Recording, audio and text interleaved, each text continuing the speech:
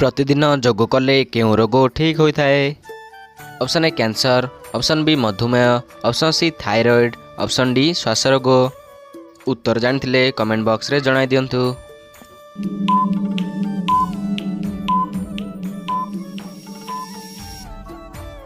सो friends यार सठिक उत्तर दिला ऑप्शन नंबर डी श्वास रोग। प्रतिदिन जोग कले श्वास रोग ठीक होता है। तेबे आपण मानक पई परवर्ती प्रश्न, सबुदिन राति रे 2टी लवंग खाई शोले केउं रोग ठीक होता है? ऑप्शन ए हईजा, option B cancer, option C मधुमेह, ऑप्शन डी डायबिटीज। उत्तर जानथिले कमेंट बॉक्स रे जणाई दियंतु।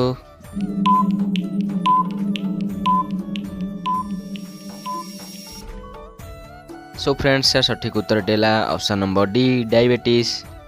सबुदिन राति रे 2टी लवंग खाई शोले डायबिटीज रोग ठीक होता है।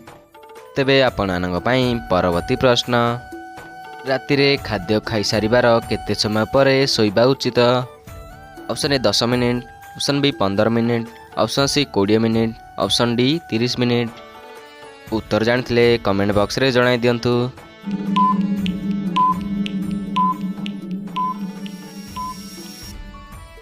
सो फ्रेंड्स यार सठिक उत्तर देला ऑप्शन नंबर डी 30 मिनिट। राति रे खाद्य खाई सारिबार 30 मिनिट समय पर शोइबा उचित। तेबे आपण मानक पई परवर्ती प्रश्न, केउं फल शरीर रे थिबा बैक्टेरिया को मारी देई थाए? ऑप्शन ए लेंबू, ऑप्शन बी पणस, ऑप्शन सी बादाम, ऑप्शन डी तरबूज। उत्तर जानथिले कमेंट बॉक्स रे जणाई दियंतु।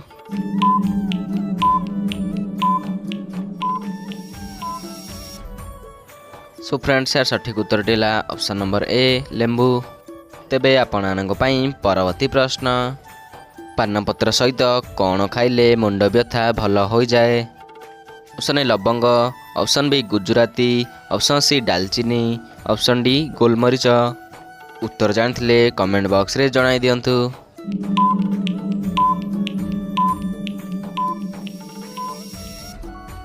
सो फ्रेंड्स यार सठिक उत्तर देला ऑप्शन नंबर सी डालचीनी।